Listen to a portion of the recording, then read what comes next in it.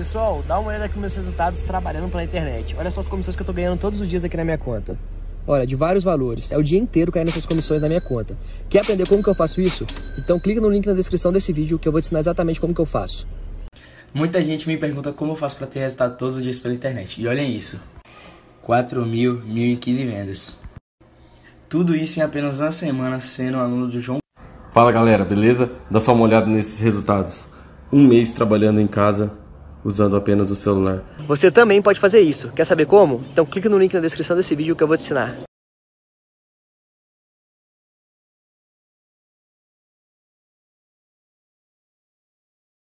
Então, o Pablo Mari, ele passa a maioria do tempo com a bola no pé. Então, a gente viu poucas deficiências do Pablo Mari. Em duas situações que a gente teve de ver um mano a mano, ele sofreu, que foi com o Pikachu no jogo contra o Vasco e foi contra o River Plate, se eu não me engano, com o De La Cruz, eu não lembro num lance que ele até tomou o cartão. Porque poucas vezes a gente vê ele exposto para um mano a mano. Porque aqui no Campeonato Brasileiro, a superioridade do Flamengo é muito grande. Então, ele passa o tempo todo dentro desse modelo de jogo que é construindo. Então, ele caiu no time certo. De repente, se ele cai num time diferente, que ele fica muito mais exposto, a gente não estaria falando da capacidade do Pablo Mari. E aí eu entro no Léo Pereira. O Léo Pereira é um jogador que ele tem mais velocidade que o Pablo Mari e vai ser facilitado pelo processo de já estar ali do lado esquerdo para construir a jogada. Ele tem esse passe, né, entre as linhas ali, aquelas duas linhas iniciais, ele consegue achar o companheiro e isso facilita. Para esse miolo de zaga, eu acho que não, nesse momento eu não vejo problema, não. Gustavo Henrique é o que tem mais jogado, né? Por uma questão até de curiosidade. Críticas, né? Até recebeu algumas críticas. Mas até porque o Rodrigo Caio teve problema de lesão, o Léo Pereira teve problema também de ficar fora do jogo contra o Atlético, né? Também por uma lesão. Então acabou que o Gustavo é o que teve mais tempo. Eu só vejo uma diferença na maneira em que cada um foi contratado. O Gustavo foi uma oportunidade de mercado. O cara que estava saindo do Santos, um zagueiro de qualidade, que o Flamengo possibilidade entendeu... de ir para fora, aí escolheu o Flamengo. O Flamengo entendeu que qualificaria mais o elenco do que o Rodolfo, que estava deixando, por exemplo. Sim. Foi uma avaliação perfeita. Eu acho ele um zagueiro melhor que o Rodolfo. O Tuller é muito bom jogador. É jovem, é um cara que ainda, quando entrou até ajudou, lapidado, de fato. Mas eu acho que o Gustavo é um cara mais testado e aprovado, né? Que fez parte do bom sistema defensivo do Santos. O time ficou mais jogos sem tomar gol no campeonato do ano passado. Enfim, o Léo Pereira foi escolhido para repor a saída do Mari. Foi um cara que o Flamengo olhou para o mercado e falou, o perfil que eu quero é o desse cara e eu estou disposto a investir nesse jogador. Até pelos confrontos que teve com o Atlético, deu para observar bem. Sim, que Jesus falou algumas vezes que foi o time que mais dificultou. Então ele observou bem esse time. Era um time que estava ali a ser observado pela temporada que fez em 19. Então eu acho que o Léo Pereira é um cara escolhido para jogar no Flamengo. O Gustavo Henrique é um cara que o mercado ofereceu e que o Flamengo traz, evidente, os dois agora no treino vão ter iguais condições. Se um falhar mais que o outro no treino e no jogo, um vai passar na frente do outro. É uma disputa, como é em qualquer posição. Mas eu vejo o Léo como um cara mais planejado para jogar nesse time. E assim, o Rodrigo Caio é um jogador que certamente vai estar nas listas do Tite aí eliminatórias. É um zagueiro que está sendo trabalhado. Como as coisas mudam, né? É um jogador que hoje, assim, pelo que eu tenho de informação, ele é um jogador que a comissão técnica do Tite conta como um dos zagueiros para a Copa do Mundo. O Tite gosta muito E o Tite olha muito, não só o jogador dentro do campo, é o treinamento, é o dia a dia, é o contato, é a conversa na concentração. E o Rodrigo Caio, desde as Olimpíadas, quando ele poderia até ir para a principal e depois teve uma lesão no São Paulo, um jogo contra o Ceará, e aí ficou fora da lista.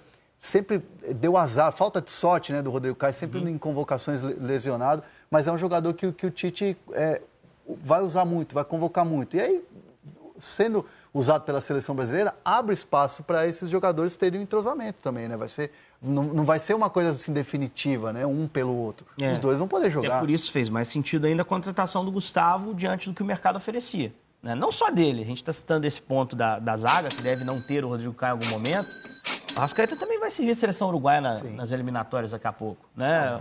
Bruno Henrique e Gabriel, também, né? não sei se os dois, mas eu acho que deve estar na seleção. Talvez os dois nas primeiras listas. Talvez o Gerson, né? Dependendo de como está a relação dele lá, porque teve a questão do pré-olímpico. Eu acho que não mudou muita coisa, não. Acho que é um jogador que está lá para... A curto prazo, até o Felipe Luiz, cara. Dependendo do que é lateral Eu esquerda. não sei, Henrique. O Lodge tá muito bem, beleza. O Alexandre é um cara que ele confia, mas se tiver algum problema de lesão de algum sim, deles, sem dúvida. Para um jogo, pontualmente, uma tabela difícil de eliminatória, uma convocação. Jogo fora, jogo pronto, o Flamengo já perdeu o cara, entendeu? Eu acho que, assim, até ele é um cara que não tá fora dos planos. Um lateral levado à última Copa, que terminou como titular na competição. Então, o Tite conhece o atleta, pode ser que utilize, pontualmente. A gente tem que pensar que o contexto de eliminatória em relação à seleção é diferente.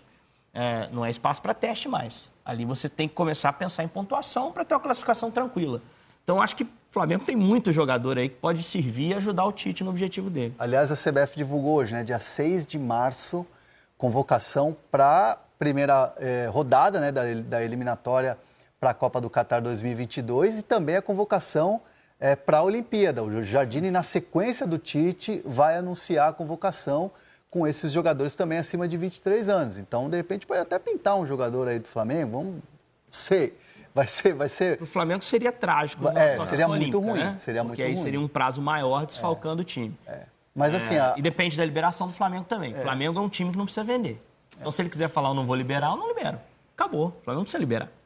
Entendeu? Então, assim, a gente tem que entender que o momento olímpico, a convocação olímpica é uma convocação à parte da FIFA. Não é da Era FIFA. o time quiser liberar. Né? Isso vale para qualquer time, para o Flamengo, mais ainda que é um clube que não há necessidade mais de ser vendedor. 3 vagas ali acima da idade, né? Acima dos 23 anos. E o André Jardine, ele vai se reunir com a comissão técnica, eles vão voltar, estavam num período de descanso depois da conquista da vaga. E eles vão analisar, vão começar a montar essa lista, quer dizer, já existe uma pré-lista ali. E eles vão analisar a necessidade e onde é que eles vão atacar para esses jogadores acima de 23. Mas o Jardine pretende sim usar esses jogadores. E claro, o Neymar já deixou à disposição. Se de repente não for para a Copa América, o Neymar vai estar na lista, vai tentar aí mais o bicampeonato aí, né? O ouro olímpico que o Brasil conquistou em 2016. Voltando para o Flamengo aqui para a gente arrebatar, tem o campinho do Flamengo aqui com a prévia, né? A prévia do jogo, a provável escalação. Vamos ver aí, ó. Gostei daquela foto do Jorge Jesus, hein? Tá estiloso ali o mister, hein? Diego Alves, Rafinha, João Lucas, Gustavo Henrique, Léo Pereira, Felipe Luiz, William Arão, Gerson, Arrascaeta, Everton Ribeiro, Vitinho, Michael e a gente apostando no Pedro aqui, né? E tem o Pedro ainda também, né? Que o Pedrinho falou que possibilidade, acha que vai o Pedro, aí o Pedro seria na frente com o Gabigol jogando pelo lado do campo. Eu também acho que vai o Pedro, cara. Eu acho que vai o Pedro. O Flamengo, ele também funciona muito naturalmente num 4-2-2-2, né? Sim. Com Arrascaeta e Ribeiro compondo o lado, mas também entrando eventualmente. E Gabriel e Bruno Henrique um pouco mais alinhados à frente, com cada hora um saindo um pouco para o lado. Se você joga com Pedro e Gabriel, você tira o Gabriel um pouquinho mais da área, o Pedro faz a referência, eventualmente sai também para jogar. Eu acho que pode ir o Pedro também, sim. E você, Pedrinho? Eu acredito que vai o Pedro. Eu acho que ele consegue, até porque as ações dos jogadores elas são bem divididas, as movimentações elas são muito organizadas, sincronizadas. Pedro e Gabigol cada vez mais entrosados, né? Esse entendimento bacana deles lá, né? As movimentações são muito coordenadas, assim, está muito organizado. O Flamengo está muito acima taticamente. O Paulo Nunes, hoje no Seleção, falou que a proporção de favoritismo do Flamengo em relação ao título, ao Del Valle, é de 90-10. Oxe. Não. Hein, Paulinho, foi fanfarrão ou não? Não vou chegar tanto. Não, Paulinho... Foi fanfarrão? Tá confiante igual o Gabriel, né? Tá confiante igual o Gabigol. 70-30 acho que é justo. Tá lindo. Justo, né? Bem colocado, eu acho. O time do Del Valle, ele... Tudo bem que o Flamengo foi garfado lá, né?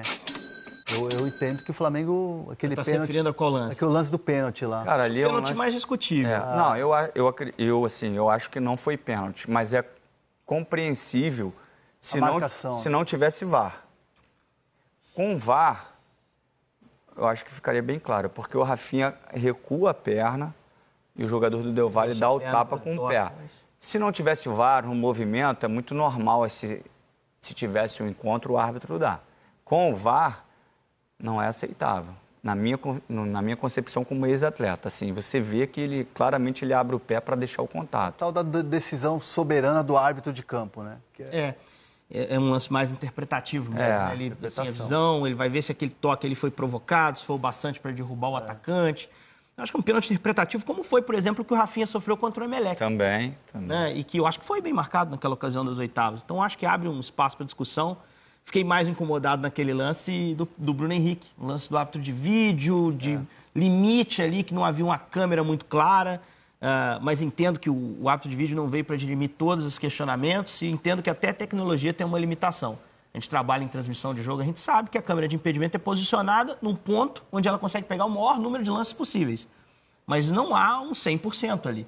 Dependendo da angulação, você vai ter uma dúvida, você vai ter que contar com uma ajuda diferente da tecnologia, de tentar traçar a linha, mas ainda assim é difícil. Mas é um lance para mim que foi mais contestado. Eu achei que não deveria marcar, achei que o Flamengo foi prejudicado pela arbitragem, e aí se tivesse vindo com um placar favorável para cá, aí sim eu ficaria com o Paulo Nunes no 90-10, mas aí eu coloco diante desse empatezinho aí sem porque gol. Não há o gol qualificado, né? Então o 0-0 leva para prorrogação. 1-0 deles lá, né? 1-0 no Maracanã, acabou, né? Pessoal, tá vendo esse Camaro aqui? Em um mês trabalhando pela internet, eu consegui o valor dele. Dá uma olhada aí. Quer aprender como que eu fiz isso? Então clica no link na descrição desse vídeo que eu vou te contar o meu segredo.